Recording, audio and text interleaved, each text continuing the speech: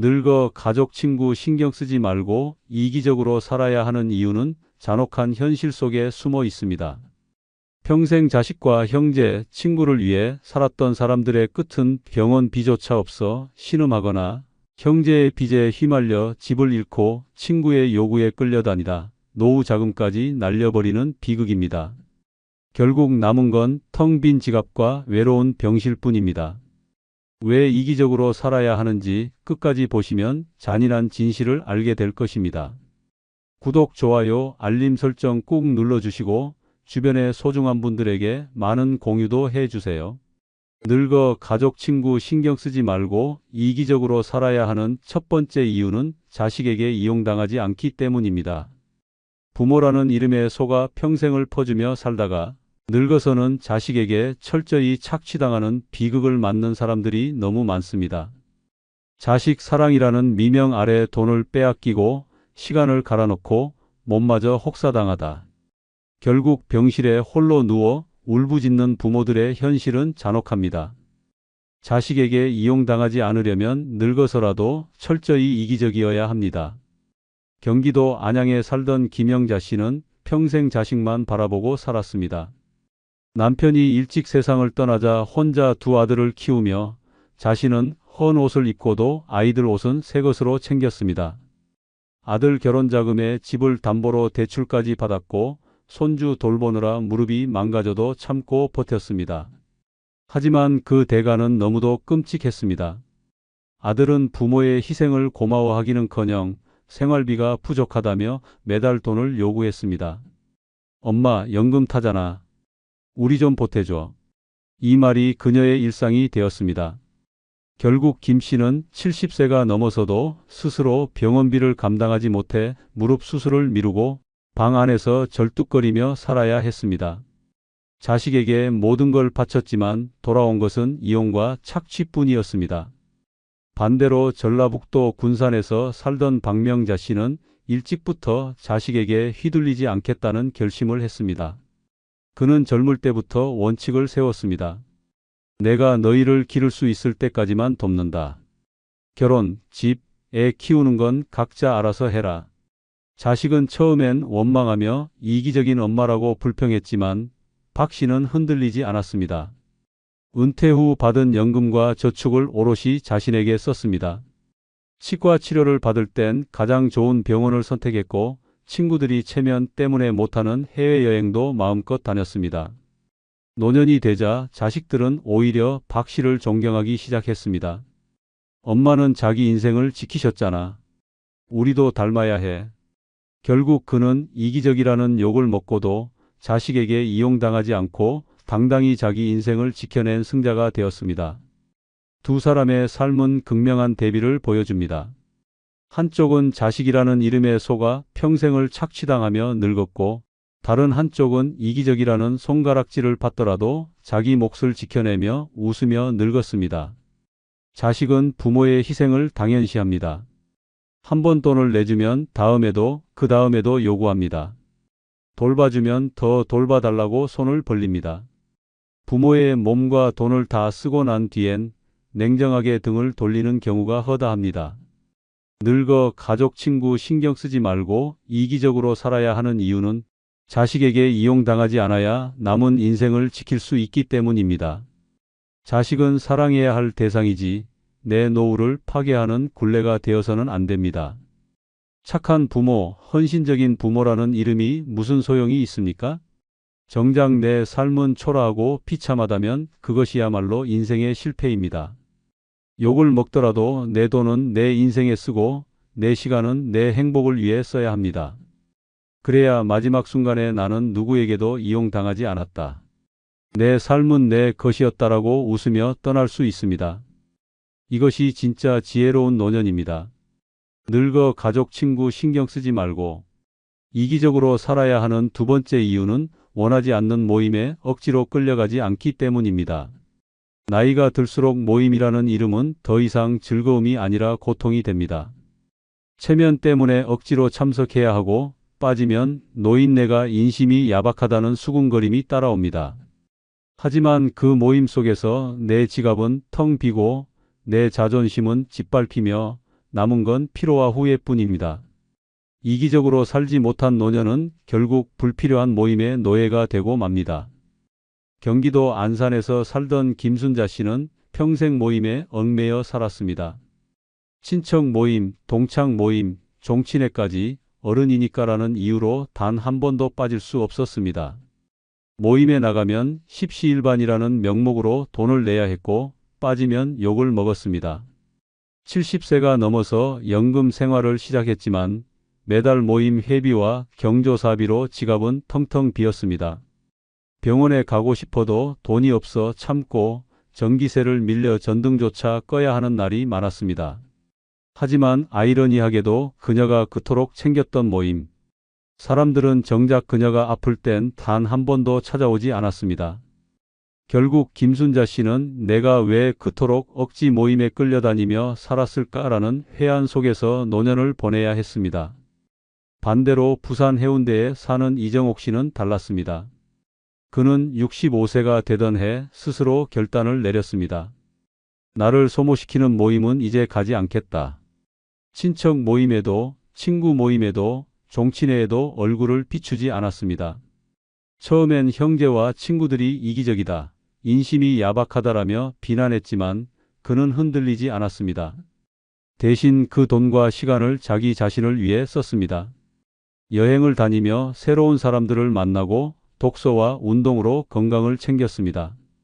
모임에 끌려다니던 친구들이 얼굴에 피로를 쌓으며 허덕일 때 이정옥 씨는 오히려 젊은이 못지않게 활기찬 노년을 살았습니다. 그가 남긴 말은 단호했습니다. 내 시간을 남에게 팔아먹지 않으니 이제야 진짜 내 인생을 사는 것 같다. 두 사람의 삶은 극명한 대비를 보여줍니다. 한쪽은 원하지 않는 모임에 억지로 끌려다니며 돈과 시간을 다 잃고 후회 속에 늙어갔고, 다른 한쪽은 욕을 먹더라도 자기 원칙을 지켜 자유롭게 늙어갔습니다. 노년을 파괴하는 건 외로움이 아닙니다. 억지 모임 속에서 허비한 돈과 시간, 그리고 그 안에서 느낀 모욕이 진짜 독입니다. 남의 시선과 체면 때문에 끌려다니면 결국 내 삶은 남의 무대 장식품으로 끝나고 맙니다. 늙어 가족 친구 신경 쓰지 말고 이기적으로 살아야 하는 이유는 원하지 않는 모임에 억지로 끌려가지 않아야 비로소 내 인생을 지킬 수 있기 때문입니다. 욕을 먹더라도, 인색하다는 손가락질을 받더라도 나의 시간과 돈을 나 자신을 위해 지키는 것이 진짜 현명한 노년입니다. 마지막 순간 나는 남의 잔치에 끌려다니며 살지 않았다. 내 인생은 오직 내 것이었다라고 말할 수 있다면 그것이야말로 가장 성공적이고 존엄한 노년입니다.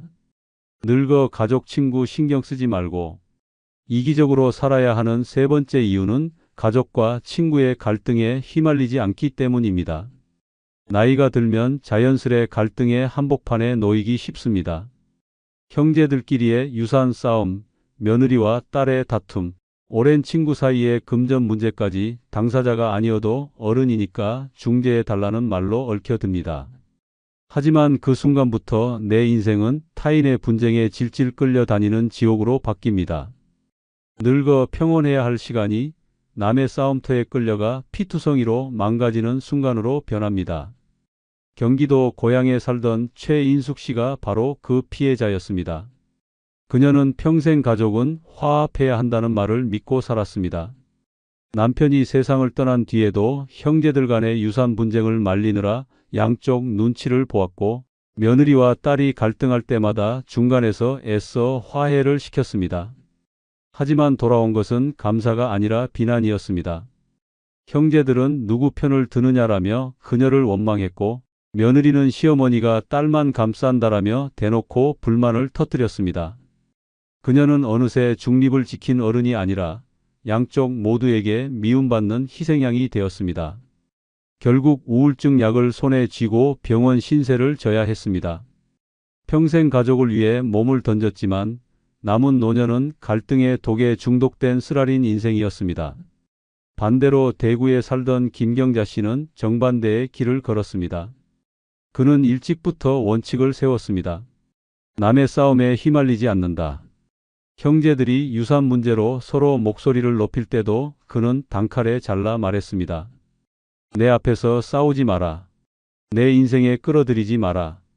딸과 며느리가 사소한 문제로 다툴 때도 너희 문제는 너희가 풀어라라며 한 발 물러섰습니다.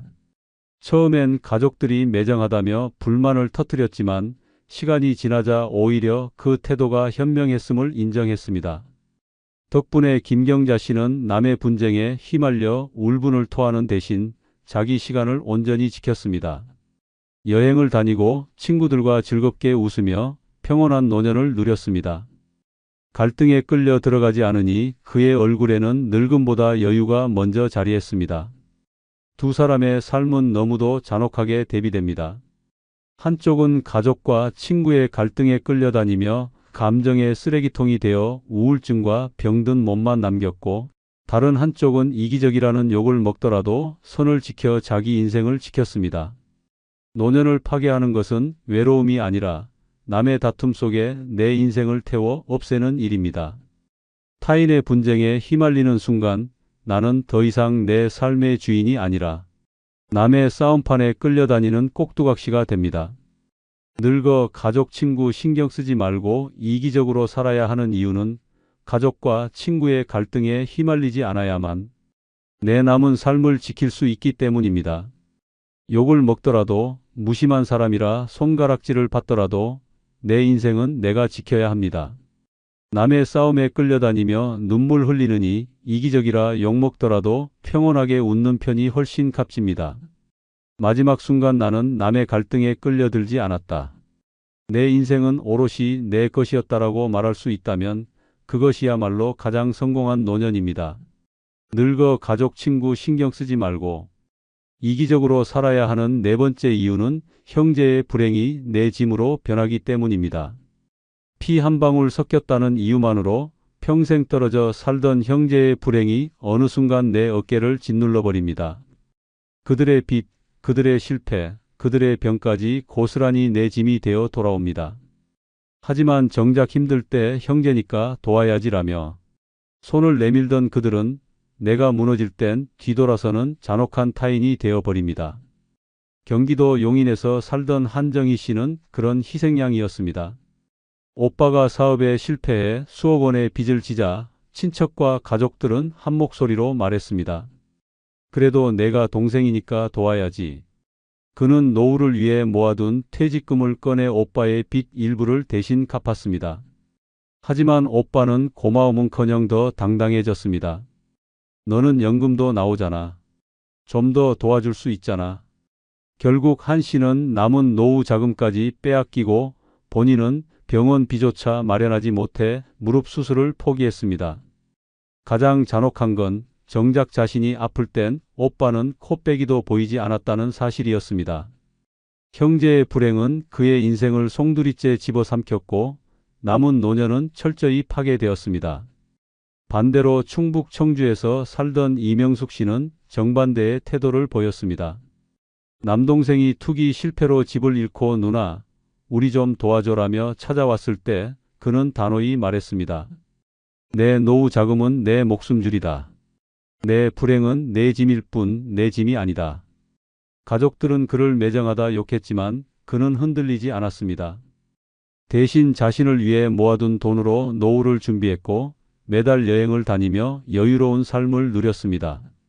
지금도 그는 이기적이라는 욕은 잠깐이지만 남의 짐을 떠안아 인생을 망치는 건 평생이다라는 말을 반복합니다.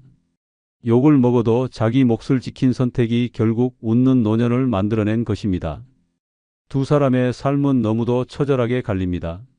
한쪽은 형제의 불행을 떠안으며 빈손과 눈물로 늙었고 다른 한쪽은 욕을 먹더라도 단호히 선을 그으며 자유를 지켰습니다. 형제라는 말에 속아 남의 짐을 떠안는 순간 내 인생은 노예처럼 끌려다니는 비극으로 변합니다. 노년을 파괴하는 건 병도 외로움도 아닙니다.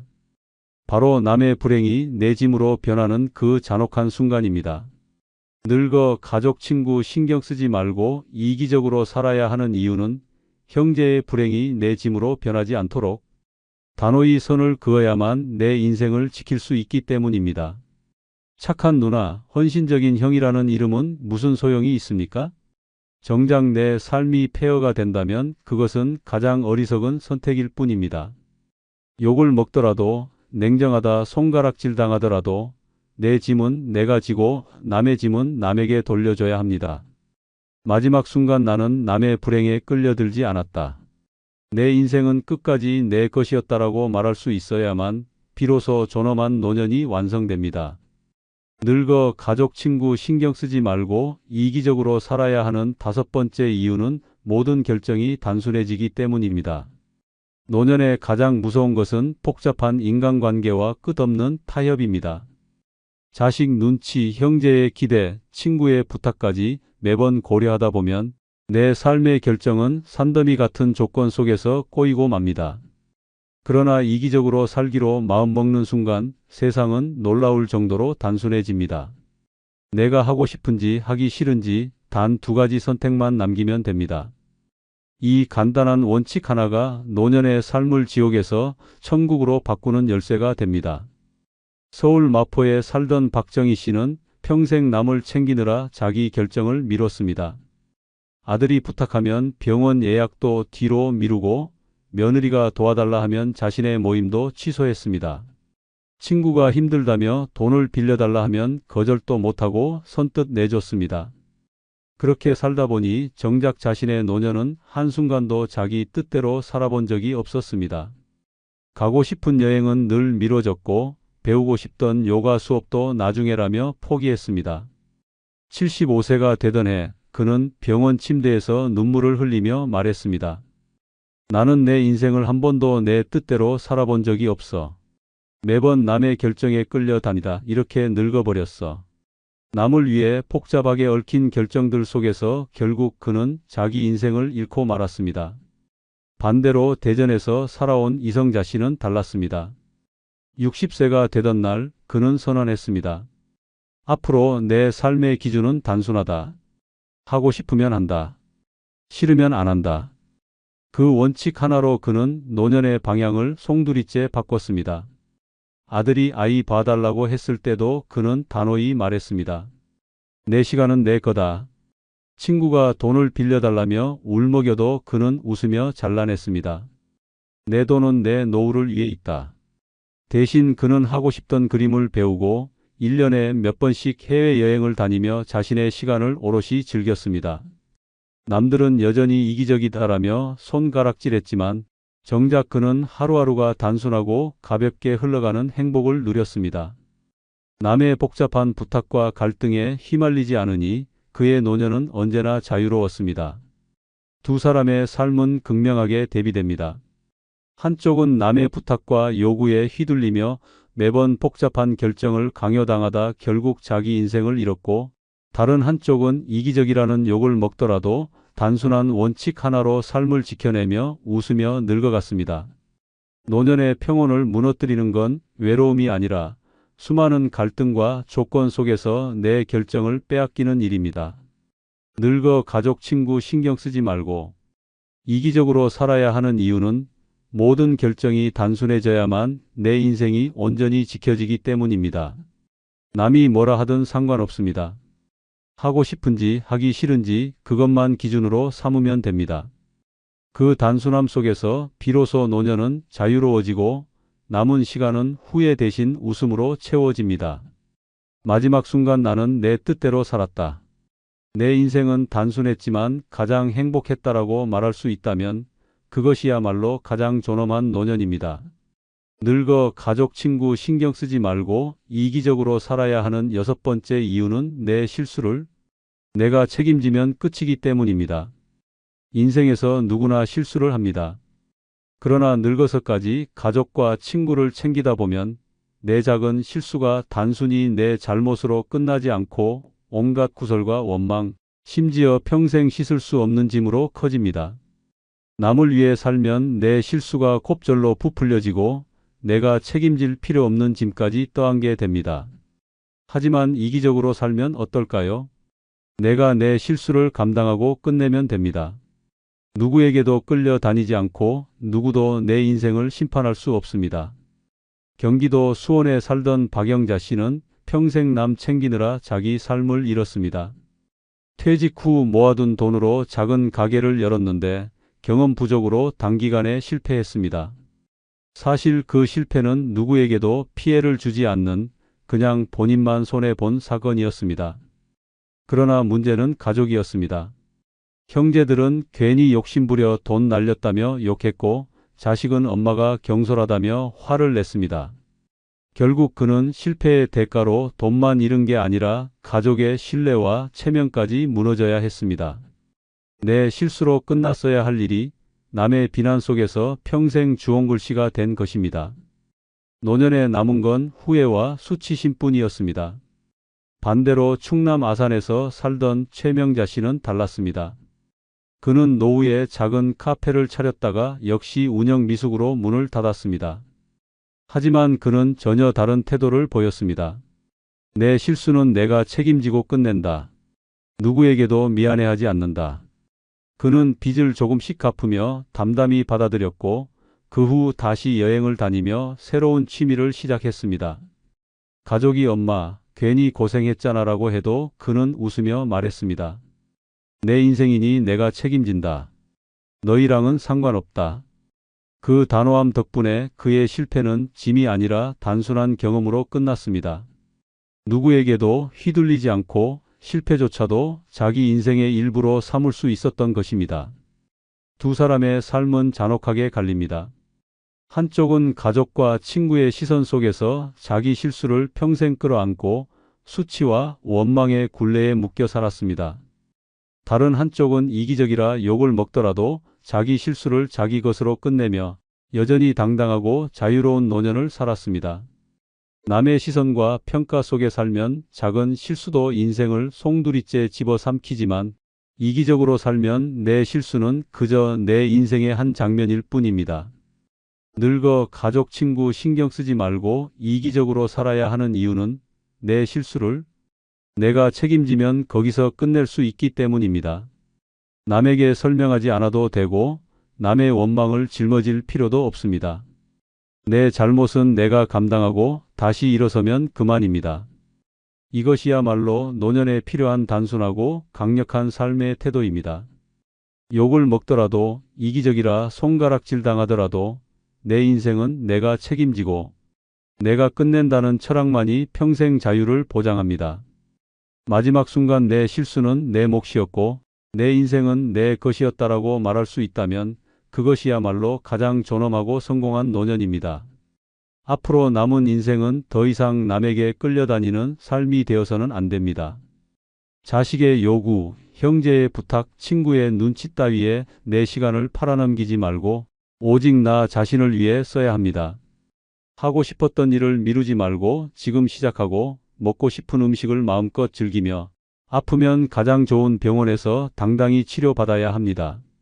남들이 뭐라 하든 이기적이라는 비난을 받더라도 내 욕망을 지키는 것이 진짜 행복한 노년의 시작입니다. 이제는 체면과 의무라는 족쇄를 끊어내고 내 인생을 내 방식대로 단순하게 살아야 합니다. 마지막 순간 나는 끝까지 내 삶을 지켰다. 내 노년은 나의 것이었다라고 말할 수 있다면 그것이야말로 가장 존엄하고 가장 행복한 노년입니다.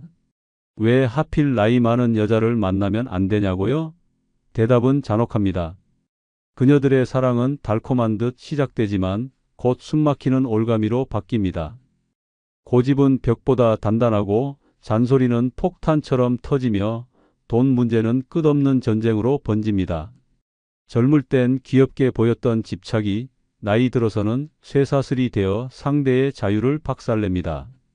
재혼으로 새 삶을 꿈꾸던 남자들이 결국 병원 신세를 지고 빚더미에 앉으며 가족과 절연하게 된 이유가 바로 여기 있습니다. 한순간의 선택이 남은 노년을 지옥으로 끌고 갑니다. 오늘 영상에서는 늙어 나이 많은 여자를 만나면 절대 안 되는 충격적인 이유 5가지를 낱낱이 파헤쳐 드리겠습니다. 끝까지 보지 않으면 당신 역시 같은 함정에 빠질 수 있습니다. 구독, 좋아요, 알림 설정 꾹 눌러주시고 주변의 소중한 분들에게 많은 공유해 주시기 바랍니다. 늙어 나이 많은 여자를 만나면 안 되는 첫 번째 이유는 고집이 하늘을 찌르기 때문입니다. 이 고집은 단순한 성격 차이가 아닙니다. 상대방의 인생을 송두리째 집어삼키는 독과도 같습니다. 아무리 설득해도 물러서지 않고 틀린 걸 알면서도 끝까지 버티는 그 집착은 결국 상대 남자의 삶을 파괴합니다.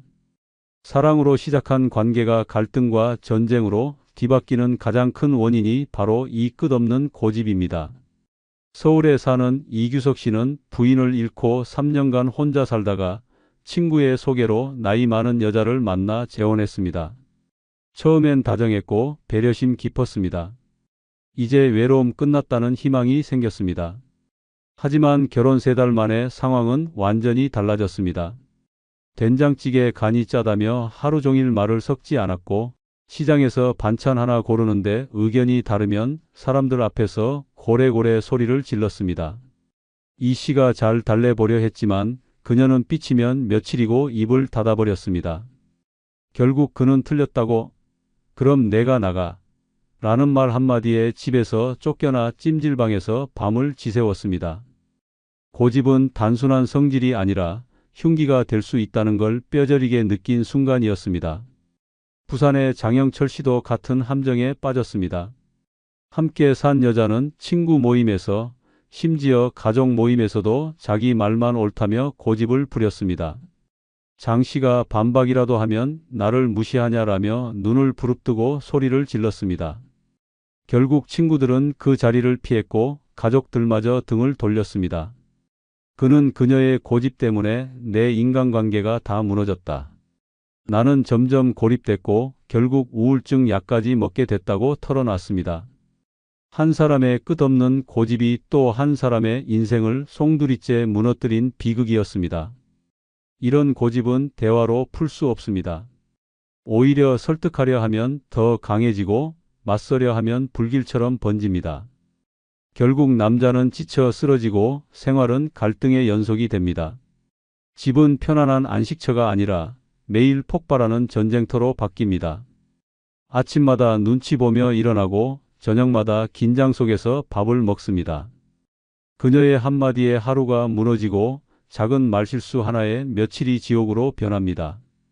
대전의 오세훈 씨는 이 고집을 견디다 결국 건강까지 잃었습니다. 그녀와의 싸움은 매일 반복됐고 결국 그는 고혈압과 불면증에 시달렸습니다. 의사는 스트레스를 줄여야 한다고 했지만 그는 말했습니다. 집에 들어가면 숨이 막히고 나가는 게 더 편하다. 결국 병원 침대에 누워서야 깨달았습니다. 고집스러운 사람과 함께 사는 건 천천히 목줄이 조여오는 것과 다름없다는 걸 말입니다. 늙어 나이 많은 여자들의 고집은 시간이 지날수록 더 강해집니다. 젊을 땐 고집도 타협으로 풀렸지만 나이 들면 경험과 자존심이 더해져 내가 맞다는 신념으로 굳어집니다. 이 고집은 바위처럼 단단해져 어떤 대화나 타협도 불가능하게 만듭니다. 그 결과 남자는 언제나 져야 하고 언제나 양보해야 하며 언제나 침묵해야 합니다. 재혼으로 새 삶을 꿈꾸던 남자들이 결국 병원 신세를 지고 빚더미에 앉고 가족과 절연하게 된 이유가 바로 이 고집입니다.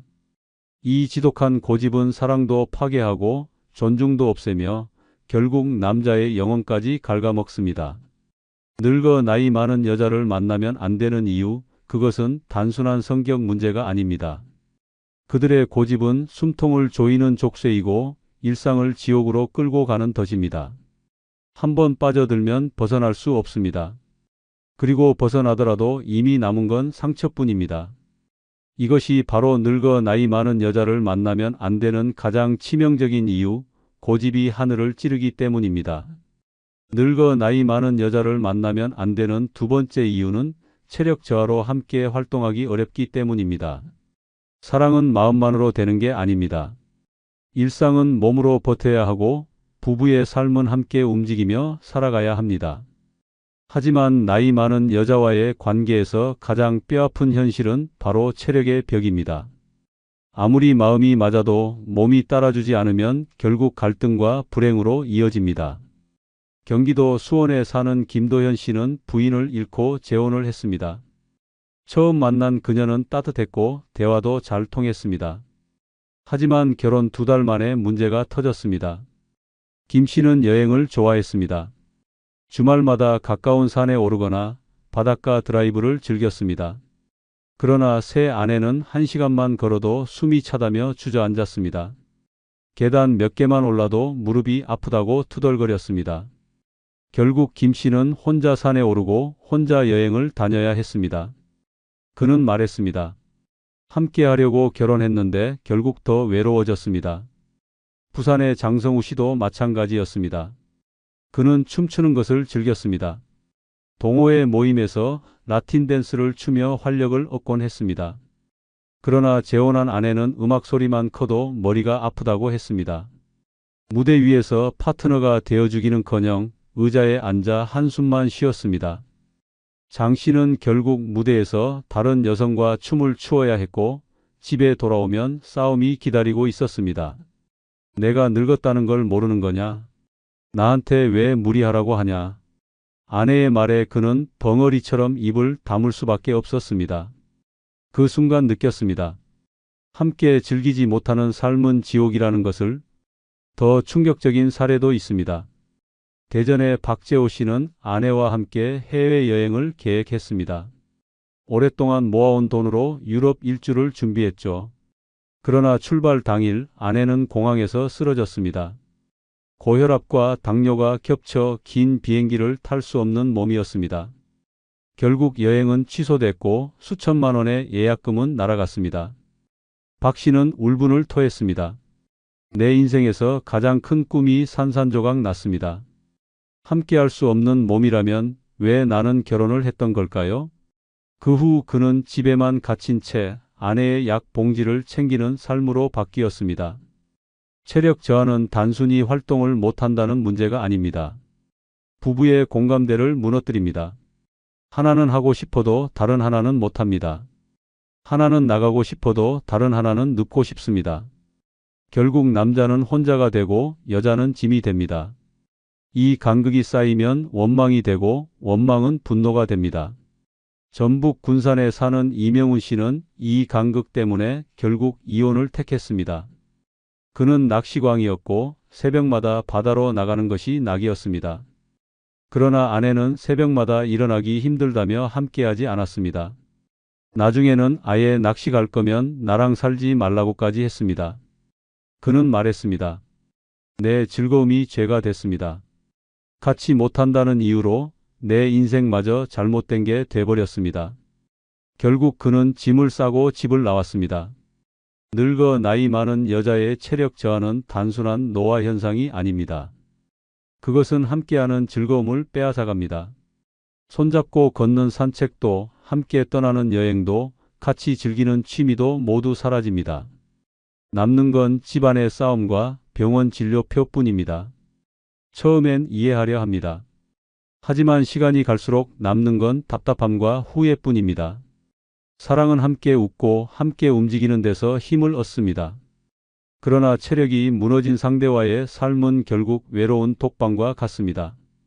늙어 나이 많은 여자를 만나면 안 되는 가장 큰 이유, 바로 체력 저하로 인해 함께 활동할 수 없기 때문입니다. 사랑은 몸이 버티지 못하면 끝입니다.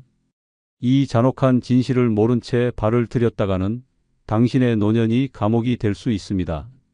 늙어 나이 많은 여자를 만나면 안 되는 세 번째 이유는 늙는 두려움을 분노로 표현하기 때문입니다. 누구나 늙는 게 두렵습니다. 하지만 어떤 사람은 그 두려움을 눈물로, 어떤 사람은 체념으로 받아들입니다. 문제는 나이 많은 여자가 그 공포를 분노로 바꿔 쏟아낼 때입니다. 남편에게, 자식에게, 주변 사람에게. 그 분노는 단순한 화가 아닙니다. 시한폭탄처럼 언제 어디서 터질지 모르는 공포 그 자체입니다. 서울에 사는 최영호 씨는 부인을 잃고 몇 년 후 재혼을 했습니다. 처음엔 그녀의 활달함이 매력적이었습니다. 그러나 곧 달라졌습니다. 거울을 보며 깊어진 주름을 탓하더니 그 불만을 최 씨에게 쏟아냈습니다. 너 때문이야. 내가 이렇게 늙은 게 다 너랑 살아서야. 말도 안 되는 억지가 매일같이 이어졌습니다. 김 씨가 달래면 달랠수록 그녀는 더 소리쳤습니다. 늙음에 대한 두려움이 분노가 되어 남편을 향한 독설로 바뀐 순간이었습니다. 결국 최 씨는 고혈압 약을 손에서 놓지 못하게 됐습니다. 부산의 박성진 씨는 더 끔찍했습니다. 그의 아내는 새치 한 올에도 예민했습니다. 머리카락을 뽑아내며 거울을 부수듯 바라보다가 갑자기 박 씨를 향해 나 늙었다고 다른 여자 찾을 거지? 라며 소리쳤습니다. 사실 박 씨는 그런 생각조차 없었습니다. 하지만 그녀는 의심을 분노로 바꾸어 매일같이 그를 추궁했습니다. 결국 박 씨는 친구도 만나지 못했고 전화 한 통에도 변명을 해야 했습니다. 늙는 공포가 그녀를 집착과 분노로 뒤덮었고 그 피해는 고스란히 남편이 짊어져야 했습니다. 대전의 윤재민 씨는 더 이상 버티지 못하고 집을 나왔습니다. 그의 아내는 거울 앞에서 화장품을 쏟아붓고도 왜 이렇게 효과가 없어? 다 내 탓이야 라고 악을 썼습니다. 주름이 깊어질수록 피부가 처질수록 그녀의 목소리는 날카로워졌습니다. 밥상 위에서도 침실에서도 심지어 가족 모임 자리에서도 그녀는 분노를 터뜨렸습니다. 윤 씨는 결국 병원에서 공황장애 판정을 받았습니다. 사랑에서 시작했지만 끝은 지옥 같은 감옥이었습니다. 이런 분노는 단순한 짜증이 아닙니다. 늙음의 두려움이 만들어낸 폭발적 감정입니다. 그것은 남자의 평범한 일상을 지옥으로 끌고 갑니다. 저녁마다 밥을 먹으며 듣는 건 내 얼굴 주름을 보라는 원망이고 아침마다 일어나 마주하는 건 왜 나를 더 예쁘게 만들어주지 않냐는 소리입니다. 사랑의 대화는 사라지고 분노의 독설만 남습니다. 인천에 사는 김태수 씨는 재혼한 지 1년 만에 20kg이 빠졌습니다. 그는 말했습니다. 밥을 먹어도 체한 기분이었습니다. 집에 들어가는 게 전쟁터로 들어가는 것 같았어요. 아내는 늙는 두려움을 분노로 바꾸어 매일같이 그를 몰아붙였습니다. 옷차림 하나에도 시선 하나에도 한숨 한 번에도 불같이 화를 냈습니다. 결국 김 씨는 심장병으로 쓰러졌습니다. 병실에 누워 그는 깨달았습니다. 그녀의 늙는 두려움이 내 목숨을 갉아먹었다. 늙음은 누구에게나 찾아옵니다. 하지만 그것을 받아들이는 태도가 다릅니다. 나이 많은 여자가 그 두려움을 분노로 풀어낼 때 남자의 삶은 더 이상 삶이 아닙니다. 웃음은 사라지고 공포와 긴장만 남습니다. 매일이 지뢰밭이고 매일이 폭풍우입니다. 늙어 나이 많은 여자를 만나면 안 되는 이유는 명확합니다. 그녀들의 늙는 두려움이 곧 남자를 향한 분노로 터져 나오기 때문입니다. 그 분노는 가정을 무너뜨리고 건강을 갉아먹고 결국 삶 자체를 파괴합니다. 사랑이 아닌 독, 따뜻함이 아닌 분노. 그 끝은 지옥일 뿐입니다. 늙어 나이 많은 여자를 만나면 안 되는 네 번째 이유는 건강 문제로 상대의 삶까지 짓누르기 때문입니다. 사랑은 서로 의지하며 살아가는 힘이 될 수 있습니다. 하지만 건강이 무너진 순간 그 관계는 사랑이 아니라 짐이 됩니다. 문제는 단순히 아픈 본인만 힘든 게 아닙니다. 옆에 있는 남자의 삶까지 송두리째 파괴한다는 겁니다. 처음엔 동정심으로 시작했다가 끝은 지옥 같은 간병인의 삶으로 끝납니다. 경기도 용인에 사는 박상호 씨는 부인을 잃은 뒤 5년 만에 재혼했습니다. 새 아내는 웃음이 많았고 정이 깊었습니다. 하지만 결혼 2달 만에 갑작스럽게 무릎 관절이 붓고 허리가 굽어 집안일조차 할 수 없게 됐습니다. 병원 진료비는 매달 수십만 원씩 빠져나갔습니다. 하루는 박 씨가 퇴근해 오니 아내는 침대에 누워 오늘은 일어나지도 못했다며 울고 있었습니다. 결국 저녁 준비, 집안일, 약 챙기기까지 모두 박 씨의 몫이 됐습니다. 그는 말했습니다. 사랑해서 시작했는데 결국 난 환자 옆 간병인이 돼 있었습니다. 부산의 오영수 씨는 더 참혹했습니다. 아내는 재혼 전부터 당뇨가 있었습니다. 하지만 괜찮다는 말만 믿고 결혼을 결정했습니다. 결혼 후 1년이 지나자 합병증이 찾아왔습니다. 발에 괴사가 생겨 결국 절단 수술까지 받게 됐습니다. 그 순간 오 씨의 인생도 끝이었습니다. 매일 혈당을 체크하고 병원에 데려가고 욕창이 생기지 않게 뒤집어주고 그는 눈물을 삼키며 말했습니다. 나는 남편이 아니라 간호사였습니다. 내 삶은 완전히 사라졌습니다. 결국 그는 빚더미에 앉았고 친구와의 모임도 다 끊겼습니다. 아내의 건강 문제는 결국 그의 삶까지 산산조각 내버렸습니다. 대전의 이재문 씨는 재혼 후 단 6개월 만에 무너졌습니다. 아내는 심장질환으로 수술을 받았고 이후 생활이 완전히 바뀌었습니다. 어디든 같이 다녀야 했습니다. 약속 하나 잡는 것도 불가능했습니다. 갑자기 쓰러질까봐 늘 곁에 있어야 했습니다. 그는 말했습니다. 내 인생이 멈췄습니다. 여행도 모임도 일도 다 포기했습니다. 나는 그녀의 그림자처럼 붙어 다니는 족쇄가 됐습니다. 이렇듯 나이 많은 여자의 건강 문제는 단순히 개인의 병이 아닙니다. 상대 남자의 삶까지 무너뜨리는 파괴력입니다. 아픈 사람은 당연히 힘들지만 그 옆에 있는 사람도 똑같이 병듭니다. 웃음은 사라지고 불안만 남습니다. 매일 약 봉지를 챙기며 하루를 시작하고 응급실을 드나들며 하루를 끝냅니다. 사랑은 흔적도 없이 사라지고 남는 건 피로와 절망뿐입니다. 인천의 강민석 씨는 결국 도망치듯 집을 나왔습니다. 그는 이렇게 말했습니다. 아내의 건강 때문에 내 인생이 무너졌습니다. 처음엔 불쌍해서 도와주고 싶어서 시작했지만 결국 내 삶은 감옥이 됐습니다. 숨 쉴 틈조차 없었습니다. 그가 떠난 집에는 약 봉지와 병원 영수증만 남았습니다. 늙어 나이 많은 여자를 만나면 안 되는 이유는 분명합니다. 건강 문제는 절대 혼자만의 짐이 아닙니다. 옆에 있는 남자의 삶까지 집어삼킵니다. 사랑이라 믿었던 관계가 하루아침에 족쇄로 변하고 간병인의 삶으로 끌려갑니다. 그 무게는 시간이 갈수록 더 무겁게 짓누릅니다. 사랑은 함께 웃고 함께 걸을 때 의미가 있습니다. 하지만 병원과 약에 묶여 사는 삶은 사랑이 아니라 형벌입니다. 늙어 나이 많은 여자를 만나면 안 되는 치명적인 이유. 바로 건강 문제로 상대의 삶까지 짓누르기 때문입니다. 이 잔혹한 진실을 모른 채 발을 들였다가는 당신의 노년은 희망이 아닌 감옥으로 변할 것입니다.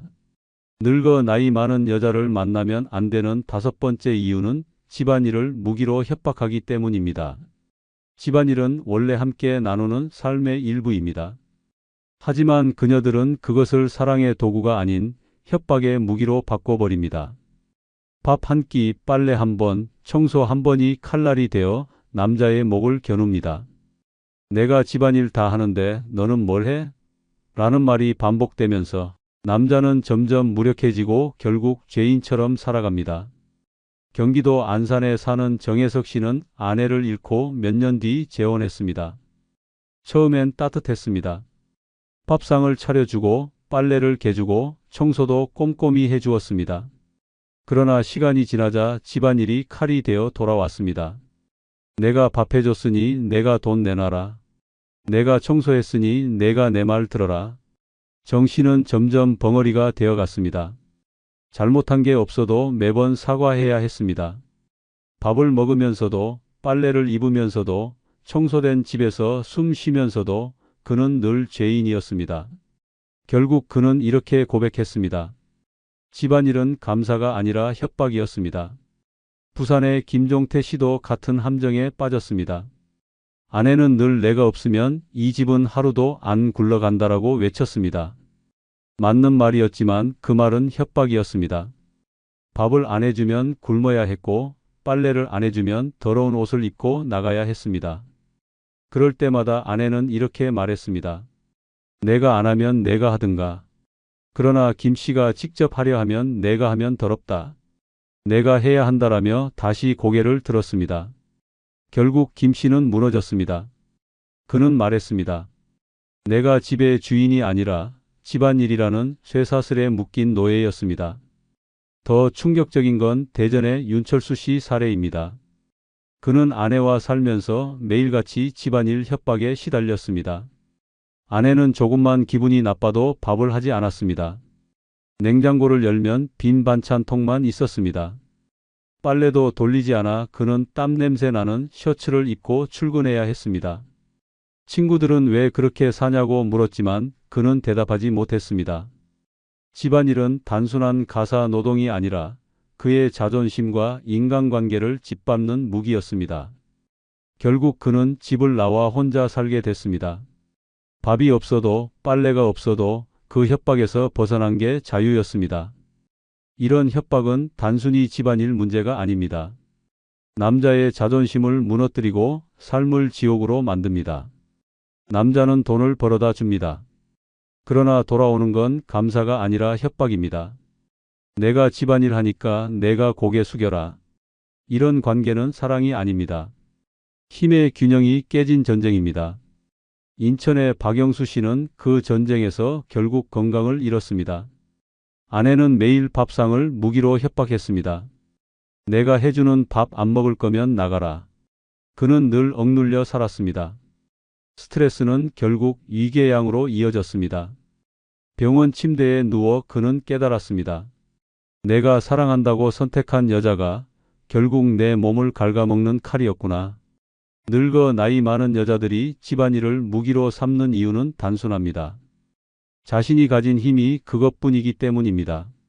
젊을 땐 외모로 매력으로 상대를 끌었지만 나이 들어 남은 건 집안일 뿐입니다.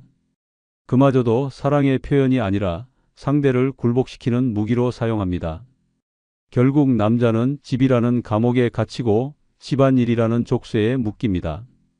밥을 먹으면서도 불안하고 빨래 냄새를 맡으면서도 모욕을 느낍니다.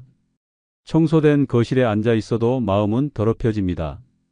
늙어 나이 많은 여자를 만나면 안 되는 이유는 분명합니다.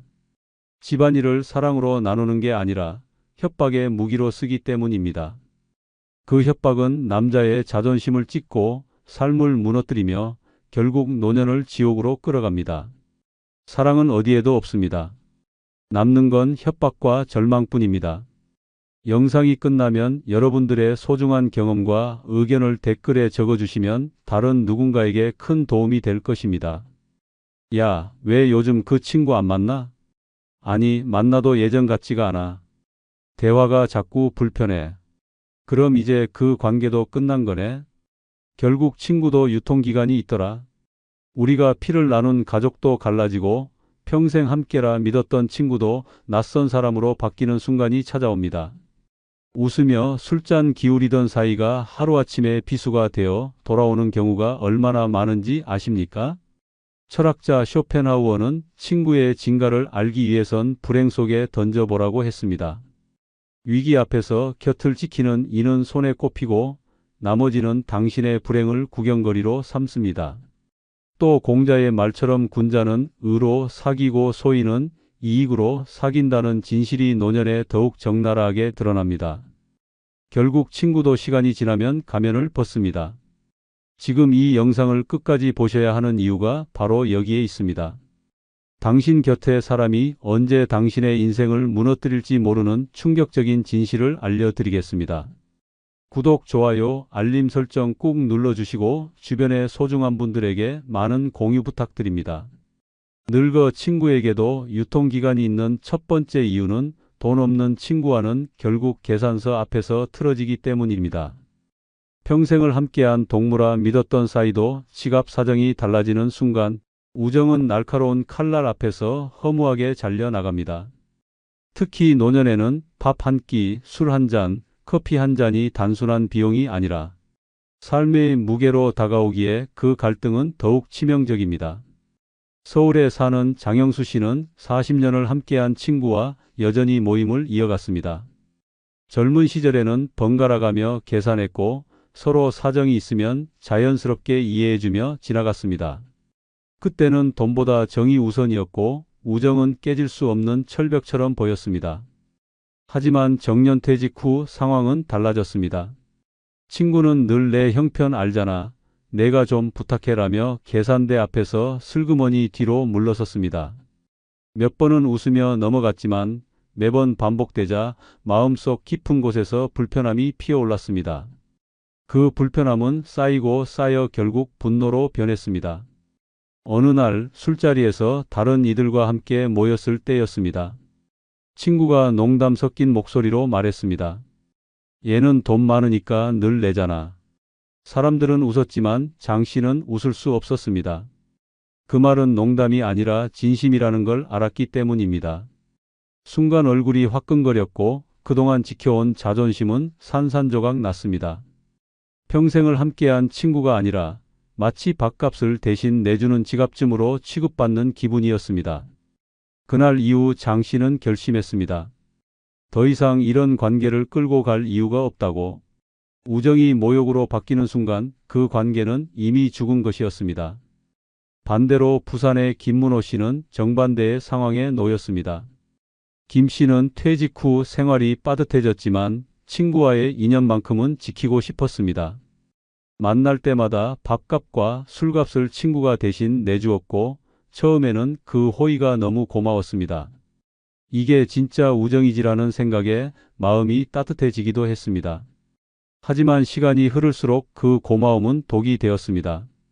언젠가는 자신이 먼저 계산을 해보고 싶었지만 카드를 긁는 순간 잔액 부족이라는 붉은 글씨가 화면에 뜨자 얼굴은 화끈거렸습니다. 계산대 앞에서 무너진 자존심, 그것은 어떤 모욕보다도 쓰라렸습니다.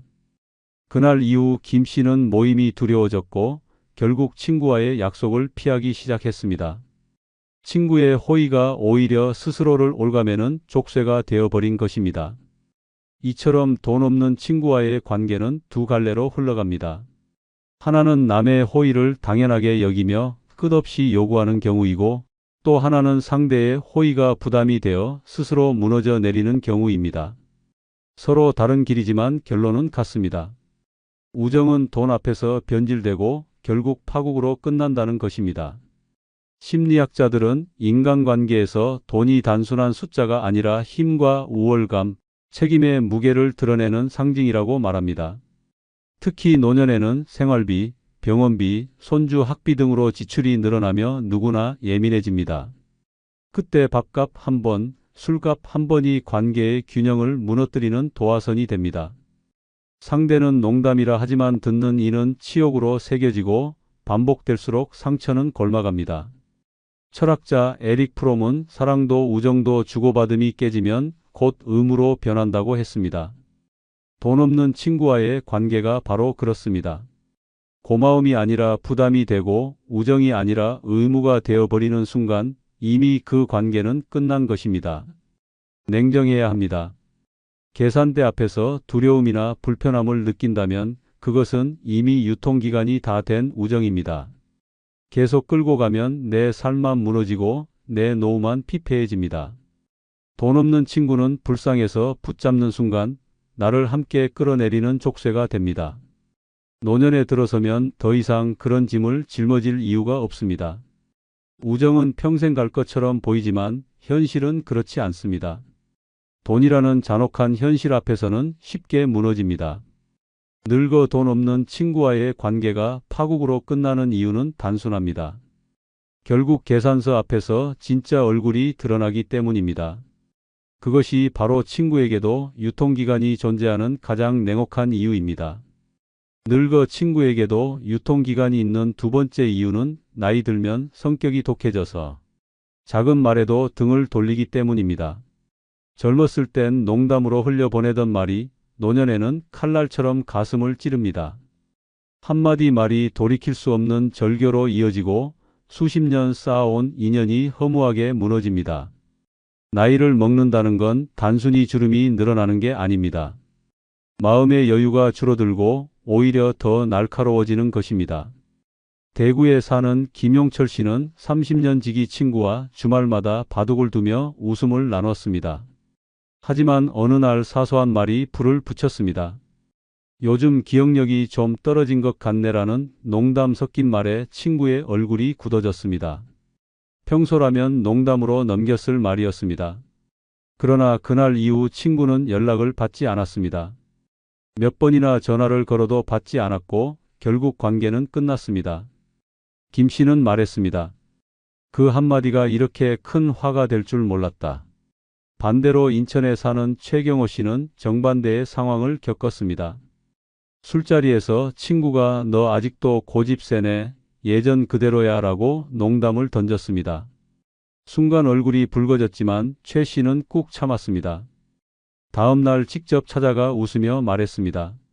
내가 요즘 예민했나 봐. 그때 좀 기분 나빴는데 그냥 웃고 넘기자.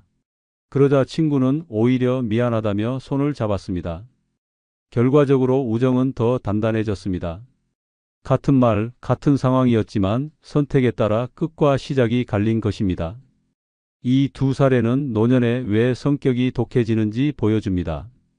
나이가 들수록 몸은 약해지는데 자존심은 더 강해집니다. 작은 지적도 무시로 받아들이지 못하고 농담도 모욕으로 변합니다. 주변에서는 별일 아닌 듯 보이지만 당사자에겐 치명적인 상처로 남습니다. 결국 말 한마디가 수십 년 우정을 갈라놓는 칼이 되는 것입니다. 심리학자들은 말합니다. 노년의 뇌는 젊을 때보다 감정을 조절하는 기능이 약해져 쉽게 화를 내고 쉽게 상처를 받는다고. 실제로 작은 대화에서 오해가 커지고 결국 고립으로 이어지는 경우가 많습니다. 노년의 친구와의 갈등은 대화의 내용보다 감정의 반응이 더 중요하다는 분석이 나올 정도입니다. 이렇듯 나이 들어 성격이 독해지면 친구 관계는 쉽게 깨집니다. 작은 말에도 등을 돌리고 다시는 뒤돌아보지 않습니다. 한번 상한 마음은 오래 회복되지 않고 결국 고립으로 이어집니다. 나이 들면 둥그러진다는 말은 착각입니다. 실제로는 더 뾰족해지고 더 예민해집니다. 그렇다고 답이 없는 건 아닙니다. 인천의 최 씨 사례처럼 마음을 다잡고 먼저 손을 내밀면 오히려 관계가 깊어지기도 합니다. 하지만 이런 경우는 드뭅니다. 대부분은 김 씨처럼 작은 말이 빌미가 되어 오랜 우정이 산산이 부서집니다. 냉정히 말해 노년의 우정은 성격의 독해짐 앞에서 유통기간을 맞이합니다. 작은 농담, 사소한 말실수 하나가 끝을 불러옵니다. 아무리 오랜 시간 함께한 친구라도 나이 들어 더 예민해진 귀와 마음 앞에서는 무너집니다. 그래서 늙어 친구에게도 유통기간이 존재하는 것입니다. 늙어 친구에게도 유통기간이 있는 세 번째 이유는 끝없는 비교와 자랑이 칼날처럼 가슴을 찌르기 때문입니다. 젊을 땐 서로의 성공을 진심으로 축하했지만 나이 들어서는 그 축하가 시기와 질투로 바뀝니다. 한마디 자랑이 피멍처럼 남아 오랜 우정조차 무너뜨립니다. 웃으며 건넨 말이 독처럼 스며들고 결국 가슴 깊숙한 상처로 남습니다. 서울 강동구에 사는 오상진 씨는 매달 고교 동창 모임에 나갔습니다. 오랜만에 만나는 친구들과의 술자리는 즐거웠습니다. 그런데 한 친구가 대화를 지배했습니다. 우리 아들은 미국에서 회사 차려서 지금 억대 연봉이야. 집도 벌써 강남에 마련했지. 처음엔 웃으며 박수 쳤습니다. 하지만 매번 똑같은 이야기가 반복됐습니다. 아들 자랑, 딸 자랑, 손주 자랑. 듣는 순간마다 오 씨의 가슴은 돌덩이처럼 무거워졌습니다. 자기 아들은 계약직으로 겨우 생활을 이어가고 있었기 때문입니다. 자랑은 칼이 되어 심장을 찔렀고 모임은 더 이상 즐거움이 아닌 고통이 되었습니다. 결국 그는 모임을 끊었습니다. 수십 년 우정도 비교와 자랑 앞에서 산산조각 난 것입니다. 반대로 부산에 사는 김영태 씨는 다른 선택을 했습니다. 친구가 손주 자랑을 늘어놓을 때 잠시 울컥했지만 곧 웃으며 내가 그만큼 애써서 자식 키운 덕분 아니겠냐라고 말했습니다. 그러자 분위기가 달라졌습니다. 자랑하던 친구가 머쓱해하며 사실 나도 걱정 많아. 사위가 직장 그만둔다고 해서 속이 탄다라고 털어놓은 겁니다. 그 순간 자랑은 허세가 아니라 불안의 다른 얼굴이라는 걸 깨달았습니다. 김 씨는 그 대화를 계기로 친구와 오히려 더 깊은 관계를 이어갔습니다. 같은 상황이지만 받아들이는 태도 하나가 우정을 끊을 수도 이어줄 수도 있음을 보여줍니다. 이 두 사례는 노년기의 자랑과 비교가 왜 독이 되는지 극명하게 보여줍니다. 친구의 성취를 있는 그대로 축복하지 못하는 이유는 나이 들어 내 삶에 대한 불만이 커지기 때문입니다. 경제적 불안, 자식 문제, 건강 걱정이 쌓이다 보니 친구의 자랑은 칭찬이 아니라 모욕처럼 들립니다. 심리학자들은 말합니다. 인간은 본능적으로 자신을 남과 비교하는 존재이며 노년에는 특히 그 민감도가 극도로 높아진다고. 작은 자랑조차 심리적 칼날이 되어 깊은 상처를 남긴다는 겁니다. 자랑하는 친구도 문제입니다. 노년에 들어 자식과 손주만이 삶의 자부심이 되다 보니 그걸 반복적으로 내세우며 스스로를 지탱합니다. 하지만 그 순간 그는 친구의 가슴에 비수를 꽂고 있다는 걸 모릅니다. 내 손주는 명문대 다닌다라는 말 한마디가 내 아들은 아직 취업도 못했다라는 친구의 상처를 찢어놓는다는 사실을 깨닫지 못합니다. 결국 노년의 우정은 끝없는 비교와 자랑 앞에서 갈라집니다.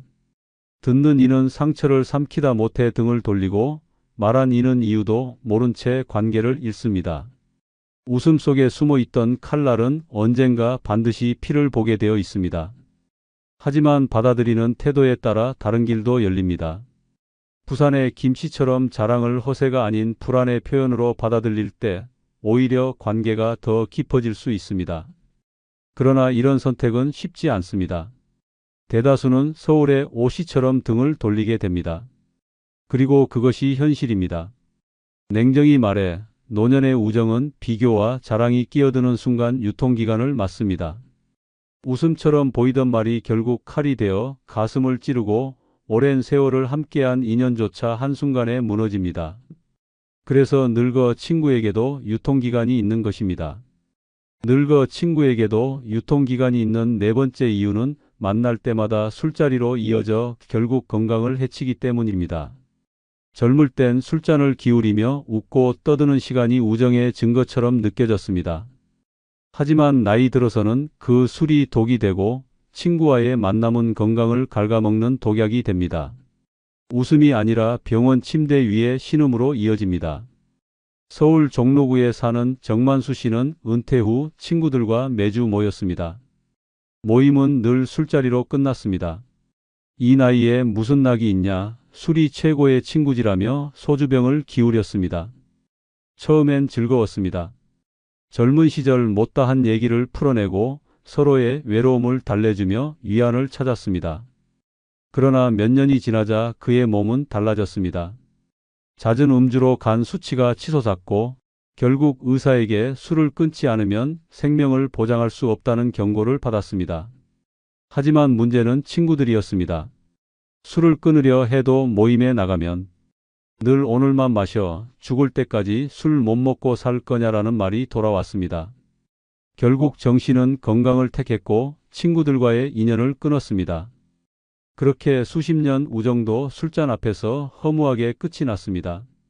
반대로 대구에 사는 이철호 씨는 같은 상황에서도 다른 길을 걸었습니다. 퇴직 후 친구들과의 만남이 잦아지면서 건강이 악화되자 그는 먼저 제안했습니다. 우리 이제 술 말고 찻집에서 만나자. 아니면 공원에서 걷자. 처음엔 다들 시큰둥했습니다. 하지만 꾸준히 밀어붙이자 분위기가 달라졌습니다. 걷고 난 후 함께 차를 마시며 나누는 대화가 오히려 더 깊고 진솔했습니다. 술에 취해 헛소리하던 시간 대신 맑은 정신으로 웃고 떠드는 시간이 더 소중하다는 걸 깨달았습니다. 이 씨는 건강도 지켰고 우정도 지켰습니다. 이 두 사례는 술자리가 왜 노년의 우정을 무너뜨리는지 보여줍니다. 한쪽은 술을 고집하다 건강을 잃고 관계마저 잃었고 다른 쪽은 술을 끊고 새로운 방식으로 우정을 이어갔습니다. 노년의 친구 관계가 무너지는 이유는 단순히 인간관계의 갈등이 아닙니다. 술이라는 독한 고리가 그 사이를 조여오기 때문입니다. 술은 일시적 즐거움을 줍니다. 하지만 노년의 몸은 젊을 때와 다릅니다. 간은 회복력이 떨어지고 혈압은 불안정해집니다. 작은 음주도 곧바로 병으로 이어집니다. 특히 만날 때마다 술을 강요하는 친구는 더 위험합니다. 그는 친구가 아니라 건강을 파괴하는 유혹입니다. 심리학자들의 연구에 따르면 노년기에 지속적으로 술자리에 참여하는 사람은 그렇지 않은 사람보다 평균 수명이 10년 가까이 짧다고 합니다. 충격적인 수치입니다. 문제는 술자리 문화가 단순한 선택이 아니라 강요로 변한다는 것입니다. 한 잔쯤 괜찮다. 내가 안 마시면 분위기 깨진다라는 말은 결국 협박입니다. 이런 친구와의 만남은 즐거움이 아니라 공포가 됩니다. 술잔을 거절하는 순간 친구의 눈빛은 싸늘해지고 관계는 금이 갑니다. 결국 술을 마시거나 관계를 끊거나 두 가지 중 하나를 선택할 수밖에 없습니다.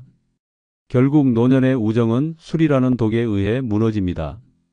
건강을 챙기면 친구를 잃고 친구를 붙잡으면 건강을 잃습니다. 어느 쪽이든 파국입니다. 그렇기에 냉정해야 합니다. 내 건강을 해치는 우정이라면 과감히 잘라내야 합니다. 진짜 친구는 술이 아니라 내 건강을 먼저 걱정하는 사람입니다. 늙어 친구에게도 유통기간이 있는 이유는 분명합니다. 술잔으로 이어지는 만남은 결국 병원 침대 위에서 끝나기 때문입니다. 그러니 술을 강요하는 친구라면 그 관계는 이미 끝난 것과 다름없습니다. 우정은 평생을 함께할 것 같지만 건강을 해치는 순간 그 우정은 독이 됩니다. 이것이 바로 늙어 친구에게도 유통기간이 존재하는 냉혹한 진실입니다. 늙어 친구에게도 유통기간이 있는 다섯 번째 이유는 과거의 추억은 남아 있어도 현재의 공감이 사라지기 때문입니다.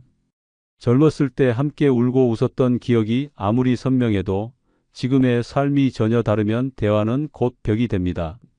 추억은 향수일 뿐 현재의 고통과 기쁨을 나누지 못하면 우정은 끝내 껍데기만 남습니다. 경기도 안양에 사는 박종수 씨는 50년 지기 친구와 매달 만나 술잔을 기울였습니다. 고등학교 시절 운동장에서 땀 흘리며 함께 뛰던 기억, 군대 시절 서로 편지를 대신 써주던 우정은 아직도 뇌리에 선명했습니다. 그래서 만남은 늘 반가웠습니다. 그러나 시간이 지날수록 대화는 공허해졌습니다. 친구는 자식 얘기, 손주 얘기, 해외여행 자랑만 늘어놓았습니다. 박 씨는 정년퇴직 후 공장 경비로 근근히 생활하고 있었기에 공감할 수 없었습니다. 듣는 매 순간이 고통이었고 과거의 추억은 더 이상 현재를 이어주지 못했습니다. 결국 박 씨는 만나면 더 허무하다라는 말을 남기고 인연을 끊었습니다. 추억은 그대로였지만 현재의 공감이 사라지자 우정도 산산조각이 난 것입니다. 반대로 부산에 사는 윤석호 씨는 다른 길을 선택했습니다. 친구와 만나면 늘 옛날 얘기만 반복됐습니다. 그때 기억나냐? 우리가 술 마시고 새벽에 학교 운동장에 누워 별 보던 날. 처음엔 웃었지만 반복되자 지루했습니다. 그러나 윤 씨는 마음을 바꿨습니다. 우린 지금이 중요하지 않냐? 옛날 얘기도 좋지만 지금 힘든 것, 지금 기쁜 걸 나누자. 그 말에 친구는 잠시 멈칫했지만 이내 속마음을 꺼냈습니다. 사실 나 요즘 무릎이 너무 아파서 잠도 못 잔다. 그 순간 두 사람의 대화는 달라졌습니다. 추억이 아닌 현재의 고통을 나누며 오히려 더 가까워졌습니다. 같은 상황이었지만 한쪽은 추억 속에 갇혀 우정을 잃었고 다른 한쪽은 현재를 나누며 우정을 지켰습니다. 이 상반된 사례는 노년의 우정이 왜 쉽게 무너지는지 보여줍니다. 젊을 때는 추억만으로도 충분했습니다. 하지만 나이 들어서는 다릅니다. 지금 당장의 고통과 현실을 나누지 못하면 아무리 오래된 추억도 공허한 메아리에 불과합니다. 심리학자들은 말합니다. 인간관계는 과거보다 현재의 공감으로 유지된다고. 추억만 붙잡으면 관계는 곧 박제되고 살아있는 우정이 아닌 죽은 기억으로 변해버린다고. 특히 노년에는 생활 격차가 커집니다. 어떤 이는 풍족한 연금을 받으며 여행을 다니고 어떤 이는 매달 약값 걱정에 시달립니다. 이런 현실 속에서 과거의 추억은 더 이상 만남을 이어주지 못합니다. 오히려 비교와 상처를 불러올 뿐입니다. 그때 참 즐거웠지라는 말이 지금의 공허함을 더 날카롭게 드러내는 칼이 됩니다. 결국 노년의 우정은 현재의 공감이 사라지는 순간 유통기간을 맞습니다. 과거의 추억만 붙잡는 관계는 쉽게 무너지고 현재를 함께하지 못하는 친구는 결국 남보다 못한 존재가 됩니다. 냉정하게 말해 추억은 아름답지만 그것만으로는 노년의 고독을 막아낼 힘이 없습니다. 진짜 친구는 과거의 기억을 나누는 사람이 아니라 지금의 아픔과 기쁨을 함께하는 사람입니다. 늙어 친구에게도 유통기간이 있는 이유는 여기에 있습니다. 추억은 남아있어도 현재의 공감이 사라지면 우정은 이미 끝난 것이기 때문입니다. 여러분, 늙어 친구에게도 유통기간이 있다는 사실은 잔인하지만 피할 수 없는 현실입니다. 한때는 생사고락을 함께했던 사이도 나이 들어 생활이 달라지고 가치관이 틀어지면 차갑게 등을 돌립니다. 만나면 웃음이 아니라 상처가 되고 추억이 아니라 부담이 됩니다. 결국 우정은 시간이 아니라 상황에 의해 무너집니다. 철학자 쇼펜하우어는 우정은 오래 갈수록 유지하기 어렵다고 말했습니다. 남은 인생에서 필요한 건 무조건 곁에 있는 친구가 아니라 지금의 삶을 함께 공감하고 지켜주는 단 한 사람입니다. 그러니 허상에 매달리지 마십시오. 이미 유통기간이 지난 우정은 과감히 잘라내야 오히려 내 노년이 안전해지고 자유로워집니다. 나이 들수록 가장 무서운 적은 밖이 아니라 바로 곁에 있는 사람일 수 있습니다. 웃으며 술잔 기울이던 친구가 어느 날 내 뒤에서 흉을 보고 오랜 인연이라 믿었던 사람이 내 지갑을 노리고 들어옵니다. 더 끔찍한 건 그 사실을 알면서도 그래도 친구니까 하며 놓지 못하는 우리의 마음입니다. 그렇게 붙들고 있던 관계가 어느 날 칼이 되어 내 가슴을 찌를 때 후회해도 이미 늦습니다. 나이 들어 몸은 약해지고 돈은 줄어듭니다. 그런데 그 틈을 파고드는 건 낯선 사람이 아니라 친구라는 가면을 쓴 독입니다. 지금부터 말씀드릴 6가지 유형 하나라도 곁에 있다면 그건 더 이상 친구가 아니라 내 인생을 무너뜨리는 재앙입니다. 끝까지 보셔야 당신의 남은 인생이 안전해집니다. 구독, 좋아요, 알림 설정 꾹 눌러주시기 주변의 소중한 분들에게 공유 부탁드립니다.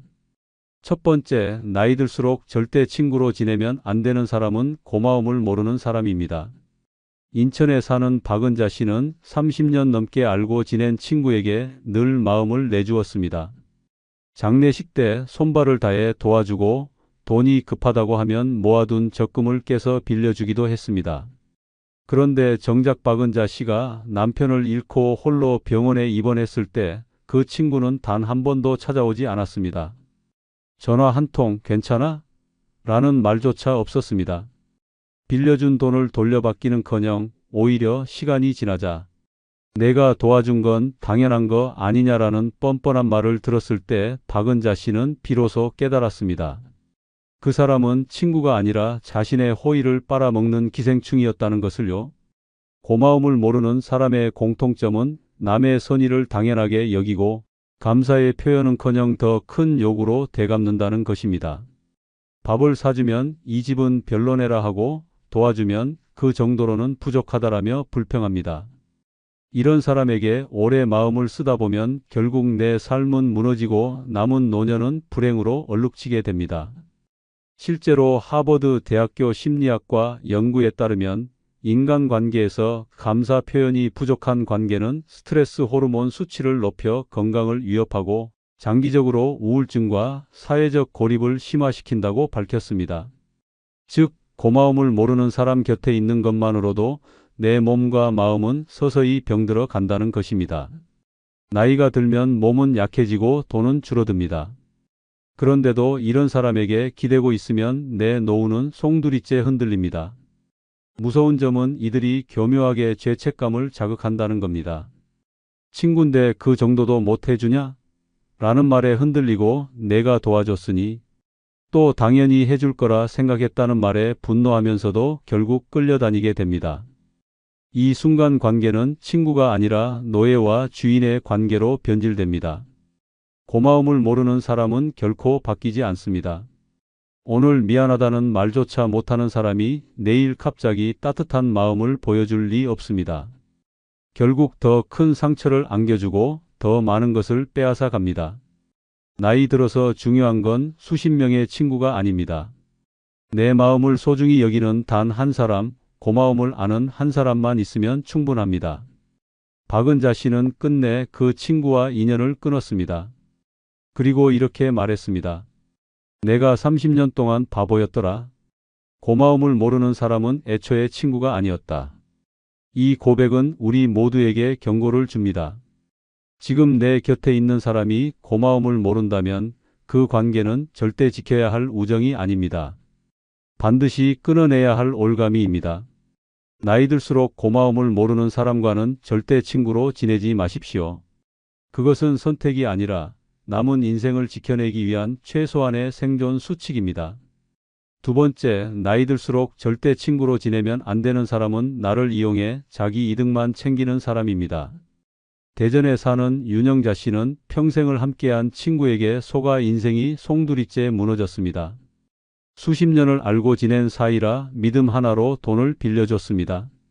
정말 마지막이야. 이번만 도와주면 절대 은혜 잊지 않겠다는 간절한 말에 마음이 흔들렸습니다. 아이들 눈치 보며 어렵게 모아둔 수천만 원을 건넸습니다. 그러나 시간이 지나도 돈은 돌아오지 않았습니다. 전화를 걸면 받지 않고 집에 찾아가니 이사간 흔적만 남아 있었습니다. 나중에서야 들은 소식은 충격적이었습니다. 사업 자금에 쓴 것도 아니고 사치스러운 생활에 탕진한 것이었습니다. 윤영자 씨는 믿었던 사람에게 처참하게 배신당한 뒤 몇 달간 제대로 먹지도 자지도 못했습니다. 결국 건강마저 무너져 병원 신세를 지게 되었고 차라리 모르는 사람에게 당했으면 덜 억울했을 것이라며 눈물을 흘렸습니다. 이 사례가 남의 이야기처럼 들리십니까? 사실 나이를 먹을수록 이런 일이 더 자주 일어납니다. 왜냐하면 사람들은 오랜 인연이라는 허울을 이용하기 때문입니다. 나를 이용하는 사람은 결코 처음부터 큰 요구를 하지 않습니다. 작은 부탁, 작은 호의로 시작합니다. 하지만 그것은 단순한 부탁이 아니라 탐욕의 시험입니다. 한 번 들어주면 그 다음은 더 큰 것을 요구하고 또 들어주면 점점 더 깊은 늪에 빠져듭니다. 끝내 당신이 가진 돈, 에너지, 심지어 명예까지도 빼앗아갑니다. 문제는 이들이 단순히 뻔뻔한 것에 그치지 않고 교묘하게 감정을 조종한다는 점입니다. 친군데 그 정도도 못 해주냐? 라는 말은 죄책감을 자극합니다. 내가 안 도와주면 나만 죽는다는 말은 책임감을 올가미처럼 씌웁니다. 결국 친구니까 해줘야 한다는 강박에 빠져들게 되고 어느새 나는 그들의 먹잇감이 되어버립니다. 이런 사람에게 시간을 쓰고 마음을 내주는 순간 내 인생은 그들의 탐욕을 채우는 연료통으로 전락합니다. 옥스퍼드 대학교 심리학 연구팀은 장기간 착취적인 인간관계에 노출된 노인의 삶을 분석한 결과를 발표했습니다.